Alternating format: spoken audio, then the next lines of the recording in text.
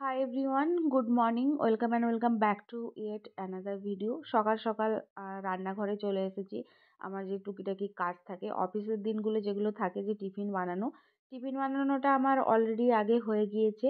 আর এখন আমি কিছু জিনিসপত্র কৌটোতে ভরে দিচ্ছি, চানাচুর, ছোলা ভাজা, ডাল, মটর এই সমস্ত। আর সকালবেলা এখন তো ঘুম ভাঙতে চায় না, ঘুম চোখে এই কাজগুলো আমাকে করতে হয়, যার জন্য একটুখানি মেশি ব্যাপার হয়ে গিয়েছে, অনেকটাখানি চানাচুর নিচে পড়েও গিয়েছিল।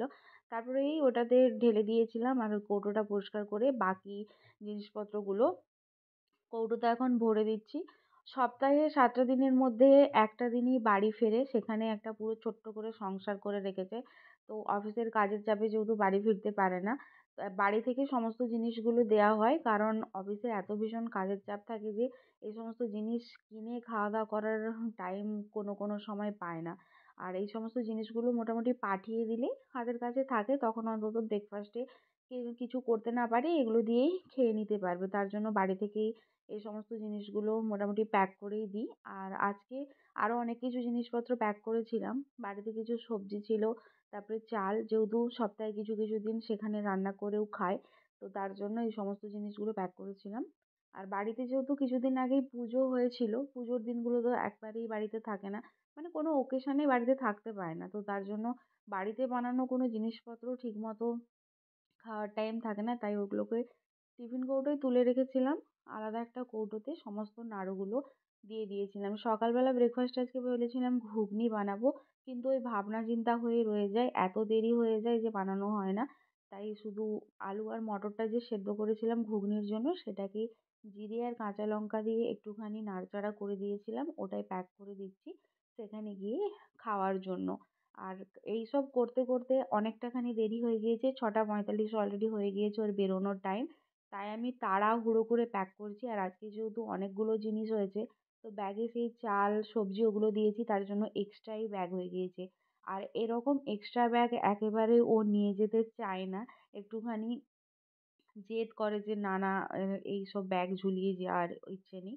মোটামুটি আমি রেডি হয়েই করেছিলাম, তার মধ্যে ও রেডি হয়ে গিয়েছিল। এখন গিয়ে ফোন করবে আর জিনিসপত্র কিনবে।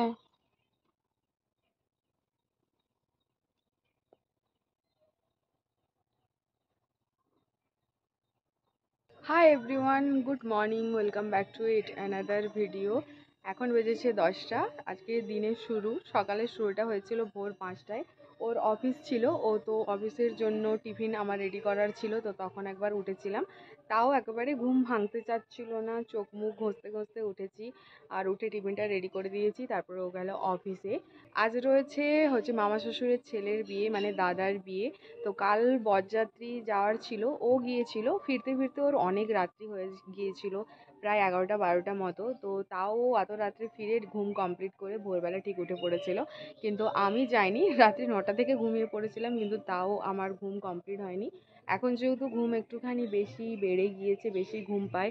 আর ইদানিং অনেক দিন এত ভোরে, মানে ভোর 5টায় ওঠার অভ্যেসটা প্রায় চলেই গিয়েছিল, তো তার জন্য উঠতে একটুখানি অসুবিধা হয়েছিল। চোখ মুখ ঘষতে ঘষতে মোটামুটি উঠে রেডি হয়ে ওকে সমস্ত টিফিনটা বানিয়ে দিলাম। ও গিয়েছে এখন অফিসে। অফিসে যাওয়ার পর একটুখানি ঘুমিয়ে পড়েছিলাম 1 ঘন্টা মতো। ঘুম থেকে উঠে ভালো করে ফ্রেশ হয়ে ব্রাশ করে ব্রেকফাস্ট করে নিয়েছিলাম, সবাই ব্রেকফাস্ট করে নিয়েছি। আর তো মা যেহেতু যাবে না, তো মায়ের জন্য দুপুরে খাবারটাও রেডি করে দিয়ে ভালো করে মাথায় একটুখানি তেল মেখে শ্যাম্পু করে নিয়েছি। আজ একটুখানি জলদি স্নান করে নিয়েছি, কারণ হচ্ছে শ্যাম্পু করেছি, চুলটা শুকনো হতে একটুখানি টাইম লাগবে। কালকে সারা দিন, মানে গায়ে হলুদের দিনটা পুরোটাই পুরো এরকম তেল তেলে মাথাতেই কাটিয়ে দিয়েছিলাম। শ্যাম্পু করার অনেকটাখানি টাইম ছিল, কিন্তু একেবারেই আমার এনার্জি ছিল না যে আমি শ্যাম্পুটা করি। মোটামুটি জন্য কালকে শ্যাম্পু আর করা হয়নি। তো আজ সকাল সকাল একটুখানি শ্যাম্পু করে স্নান টান করে নিয়েছি। আর স্নান করে জাস্ট বেরিয়ে জামা কাপড়গুলো মেলানোর জন্য গিয়েছিলাম। এত ভীষণ গরম বাইরে, পুরো ঘেমে নিয়ে একাকার হয়ে গিয়েছি। 2 দিন আগে পর্যন্ত, মানে বিয়ের কালকে গায়ে হলুদের সকাল পর্যন্তও বৃষ্টি হচ্ছিল, আর আজকে পুরো ঝাঁ চকচকে রোদ, যে বাইরে পুরো বেরোনোই যাচ্ছে না। এই হচ্ছে আজকের ওয়েদার, পুরো ঝাঁ চকচকে খটখটে রোদ বেরিয়েছে, গরমের রোদকেও হার মানিয়ে দিচ্ছে, এত ভীষণ রোদ বেরিয়েছে। আচ্ছা, মা যেহেতু যাবে না বিয়েবাড়ি, আমি আর বাবা যাব, তার জন্য এখানে মায়ের জন্য খাবারটা করে দিয়েছি। করেছি পরোটা, আর এখানে রয়েছে ছোলা আলু, আর এই রয়েছে কালকের জিলিপি। এখন মোটামুটি ওই 11:30 মতো বাজতে যায়, 12টা নাগাদ ওখানে যাব। তো এখন হব রেডি। আর রুমের অবস্থা ভীষণই খারাপ হয়ে রয়েছে, এই যে সমস্ত জামা কাপড় চারপাশে পড়ে রয়েছে, মানে একটুখানি মেসি মেসি ব্যাপার হয়ে রয়েছে আসলে। সকাল সকাল মোটামুটি বিছানা ঠিক করে নিয়েছি, আর বিছানার মধ্যে রয়েছে এখানে এতগুলো জিনিস। কাল থেকে ও যেগুলো পড়েছে সেগুলো কিছু পরিষ্কার করেছিলাম, রাতেই ধোয়াধুয়ি হয়েছিল, শুকনো হয়ে গিয়েছে, তো ওখানে রয়েছে। আর এইটা হচ্ছে বাইরে রেখেছি, এই শাড়িটা পরে যাব, মানে রেডি হব একটুখানি পরে। সাথে পরবো আমার কিছু গোল্ড জুয়েলারি, যেগুলো মোটামুটি বাড়িতেই রয়েছে, কারণ সমস্তটা তো নেই আমার কাছে, তো ওগুলোই পরবো। এখানে রয়েছে আমার গায়ে হলুদের শাড়ি, যা পরিষ্কার করা হয়নি, এরকম ঝুলে রয়েছে। আর কাল থেকে রেডি হয়েছিলাম, তার জন্য ড্রেসিং টেবিলটা ভীষণই খারাপ হয়েছিল, এমনি অগোছালো হয়েছিল। তারপরে আজ আবার রেডি হব, টুকিটাকি সমস্ত জিনিস বের করেছি, যার জন্য আরও পুরো নোংরা হয়ে রয়েছে। আর এখানে আমার 2-3টে পার্সেল এসেছে বড় বড়, এখনও পর্যন্ত খুলে দেখা হয়নি, মানে রিটার্নের সময় আবার চলে যাবে। তো এটা আমি চেষ্টা করব আজকে এসে দুপুরে খোলার। তো তার জন্য পুরো রুমটা একবার একটা মেসি মেসি মতো ব্যাপার হয়ে রয়েছে। 12টা নাগাদ প্রায় ভেবেছিলাম রেডি হব, তার জন্য গিয়েছিলাম রুমে। আর ইদানিং এত ভীষণ আমাদের লোডশেডিং হচ্ছে যে আবার লোডশেডিং হয়ে গিয়েছিল, তো একটুখানি বসে বসে ওয়েট করছিলাম। এত ভীষণ ভ্যাপসা গরম, সকাল থেকে তো প্রচণ্ড রকম রোদ বেরিয়েছিল, তো তার মধ্যে লোডশেডিং কাটিয়ে কারেন্ট চলে এসেছিল। তখনই মা এসে বলল যে নতুন বর কনে চলে এসেছে, তার জন্য চলে গিয়েছিলাম দেখার জন্য। মামা বাড়িতে যাইনি, আমাদের সামনেই রয়েছে শীতলা মন্দির, ওখানে সমস্ত নতুন বর কনেরা আসে প্রণাম করে আশীর্বাদ নেওয়ার জন্য। তো ওখানেই গিয়েছিলাম। আমি গিয়ে যখন পৌঁছেছিলাম তখন তো পাড়ার সমস্ত লোকজন এসে পৌঁছে গিয়েছিল। আমিও যখন নতুন বিয়ে হয়ে এসেছিলাম তখন এই মন্দিরেই আগে প্রণাম সেরে তারপরেই বাড়ি পৌঁছেছিলাম। তো ভাবলাম এখানে গিয়ে নতুন বর কনেকে দেখে নিয়েই আসি, কারণ সেখানে পৌঁছোতে এখনও দেরি হবে। তারপরে বলল যে বাসি বিয়ের যে নিয়মকানুনগুলো হয় সেগুলো এখনও পর্যন্ত সারা হয়নি, তো এখানেই হবে। তো তখন গিয়ে অনেকক্ষণ ওয়েট করতে হবে, তো এখানেই চলে গিয়েছিলাম দেখার জন্য। আর এখন সবাই বর কনেকে বলছে, কারণ আমাদের এই দিকে পূর্ব দিকে মুখ করে প্রণামটা করতে হতো, কিন্তু সবাই ওই এদিক ওইদিক করেই যাচ্ছিল, যার জন্য তারা ভীষণ কনফিউজড হয়ে গিয়েছিল। তার একজন মামিমা এসে তাকে আবার দেখিয়ে দিল। তারপরে সবাই মিলে বর কনেকে দেখার পর এখন হচ্ছে যে হাঁড়িতে করে বরের বাড়ি থেকে এসেছিল মিষ্টি। নতুন বউ এসেছে, তো সবাই যখন নতুন বউকে দেখতে এসেছে তার জন্য তো মিষ্টিমুখ করাতেই হবে, ওই জন্য বরের বাড়ির তরফ থেকে আসে মিষ্টি সবাইকে দেওয়ার জন্য। আর এখানে সামনেই আমাদের রয়েছে একটা স্কুল, তো স্কুলের সব বাচ্চা কাচ্চারাও এসেছিল মিষ্টি নেওয়ার জন্য। তো বরকনে দেখে চলে এসেছিলাম, আর এসে একবারে তড়িঘড়ি করে, এখন না 1টা মতো বেজে গিয়েছে, 12টার সময় যাওয়ার কথা ছিল, 1টা বেজে গিয়েছে, তো তড়িঘড়ি করে রেডি হয়েছি। আর এই যে শাড়িটা পরেছি এটা আমার ভীষণ প্রিয় একটা শাড়ি, আর এটাতে আমি একটা শর্টসও শ্যুট করেছি যে কীরকমভাবে আমি রেডি হয়েছি। এরপর চলে যাচ্ছিলাম মামাবাড়ির ওখানে। আমাদের বাড়ি থেকে মামাবাড়ির দূরত্ব মাত্র 5 মিনিট, তো পায়ে হেঁটেই চলে যাচ্ছিলাম।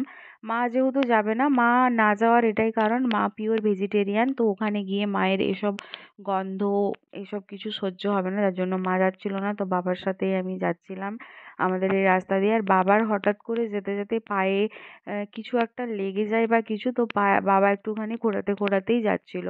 আর এই যে সাইডে আমাদের মাঠে এখন মল্লিকা চাষ শুরু হয়েছে, তো এখন মনে হচ্ছে এই বাগানগুলো পুরো ঢেউ চলছে। এখন যেহেতু হাওয়া চলছে না, তার জন্য এরকম লাগছে। আর হ্যাঁ, যে গিফটের জন্য শাড়িটা নেওয়া হয়েছিল সেটা আমার হাতেই বাবা ধরিয়ে দিয়েছিল, তো ওটা নিয়ে যাচ্ছিলাম। এখন চলে এসেছিলাম ওখানে। আর এইটা হচ্ছে যে আমার আরেক মামার বাড়ির নাতনি, আর ও ভীষণই কিউট, খুব সুন্দর সুন্দর কথা বলছিল, কিন্তু এত ভীষণ মাইক চলছিল যে কোনো কথাই শোনা যাচ্ছিল না।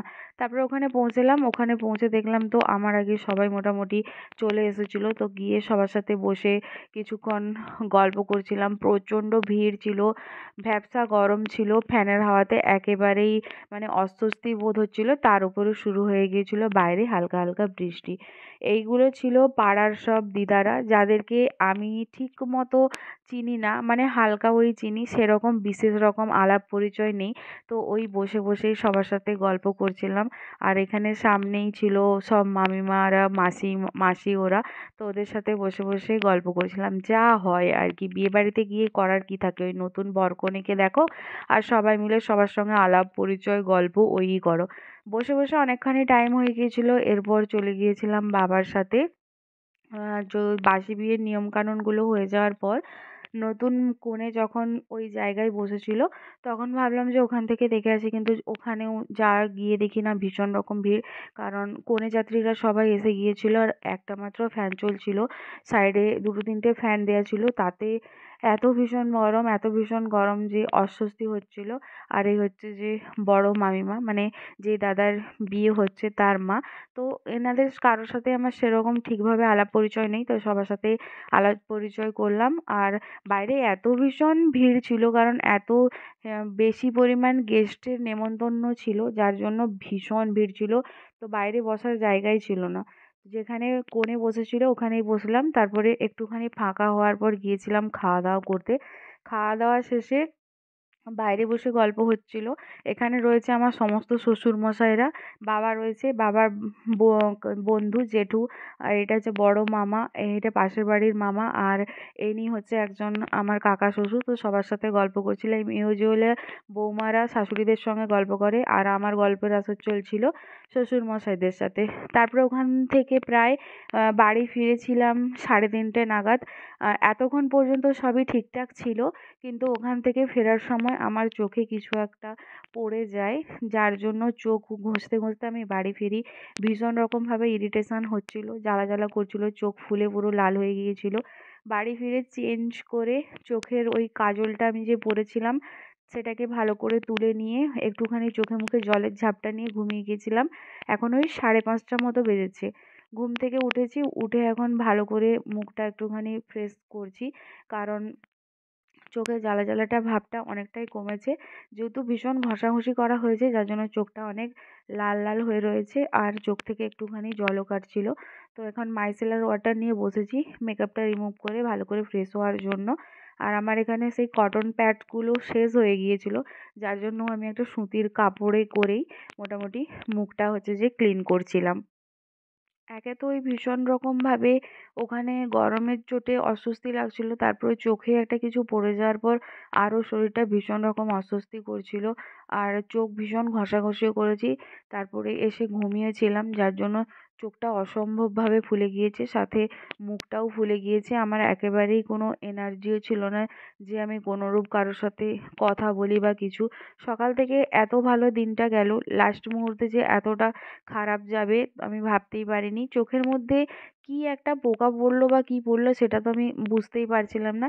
যাই হোক, এখন আমি সমস্ত মেকআপ পত্রটা তুলে নিয়েছি। এখন যাব একটুখানি ফ্রেশ হতে, আর তারপরে চোখ মুখটা হচ্ছে যে ভালো করে ধুয়ে নেব। ঘুম থেকে ওঠার পর বিছানাটা ঠিক করে নিয়েছিলাম, আর আমার যে পার্সেল ছিল যেটা আমি ভেবেছিলাম ওপেন করব সেটাও আর করিনি। বাকি জিনিসপত্রগুলো ঘুম থেকে উঠে ভাঁজ করে নিয়েছিলাম, যে সমস্ত জামা কাপড়গুলো আয়রন করার ছিল সেটাও করে নিয়েছিলাম। পুরো অগোছালো হয়েছিল, এরকমই আমি জানি রয়ে যাবে। এরপর শরীরটা আরও ভীষণ খারাপ করছিল, তার জন্য ওরই ওপরে আমি পুরো ড্রেসিং টেবিলে সমস্ত জিনিস গুছিয়ে রেখেছিলাম, আর জামা কাপড়গুলোকেও গুছিয়ে নিয়েছিলাম। আর ওখান থেকে ফেরার সময় খাওয়া দাওয়া করে শাড়িতে একটুখানি খাবার পড়ে গিয়েছিল, তার জন্য বাড়ি ফিরে শাড়িটাকেও ধুয়ে ভালো করে ওই ঘরের মধ্যেই মেলে দিয়েছিলাম। আর এখন ফ্রেশ ট্রেশ হয়ে নিয়েছি, আর সন্ধেও হয়ে গিয়েছে। আমার একেবারেই ভীষণ ভালো লাগছে না, একেবারেই আমি লো ফিল করছি।